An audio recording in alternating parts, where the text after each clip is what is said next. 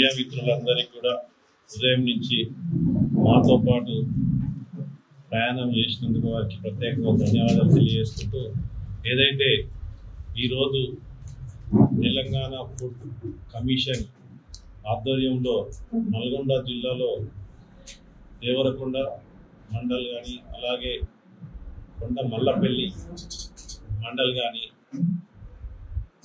మేము తనిఖీలు చేయడం జరిగింది. అందులో భాగంగా ఒక రేషన్ షాప్ను మేము తనిఖీ చేయడం జరిగింది. అక్కడ కొన్ని చిన్న చిన్న లోటుపాట్లు తప్ప మిగతా అన్నీ కూడా బాగానే ఉన్నాయి. ఏదైతే ఇప్పుడు రాష్ట్ర ప్రభుత్వము ఏర్పాటు చేసిన సన్న బియ్యాన్ని బాగా అందరూ కూడా మెచ్చుకుంటా ఉన్నారు. అలాగే అక్కడ కొన్ని విషయాలు ఏంటంటే, ఈ అంత్యోదయ కార్డులకు షుగర్ లేకపోవడం ఒకటి ఇబ్బందిగా ఉన్నది. రెండో విషయం ఏంటంటే, అక్కడ కొంతవరకు ఈ కాంప్లైంట్ బాక్సులు కానీ ఇతర కొద్ది సమస్యలు ఉన్నాయి. అవన్నీ కూడా అధికారులకు మేము సూచన చేయడం జరిగింది.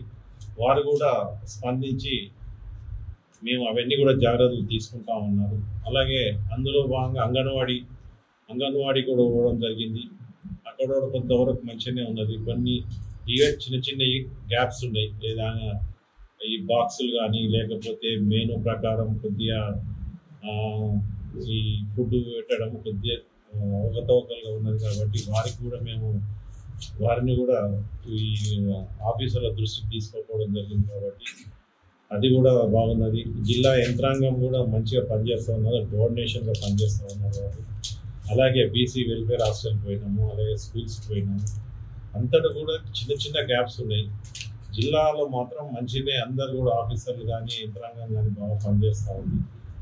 ఒక బీసీ హాస్టల్లో పోయినాము. కొంత ఇంతకుముందు ఒక హాస్టల్లోనంట లాస్ట్ మంత్ ఏదో ఒక అగంతకుడు వచ్చి అమ్మాయిలను వేధించడం అవన్నీ జరిగితే కూడా ఇంతవరకు కూడా దాని మీద స్పందన లేదనేది మన నోటీస్కి వచ్చింది. దాని విషయంలో జిల్లా కలెక్టర్ గారితో మాట్లాడడం జరుగుతూ ఉంటుంది. అలాగే ఇప్పుడు మైనార్టీ స్కూల్కి పోయినాం. మైనార్టీ స్కూల్లో చాలా బాగుంది, చాలా బాగా మెయింటైన్ చేస్తూ ఉన్నారు. ఫుడ్ విషయం కాడికి వస్తే నెయ్యితో పాటు ప్రతిదీ కూడా మంచిగా మెయింటైన్ చేస్తూ ఉన్నారు. వారిని కూడా అభినందించవలసిన అవసరం ఉన్నది.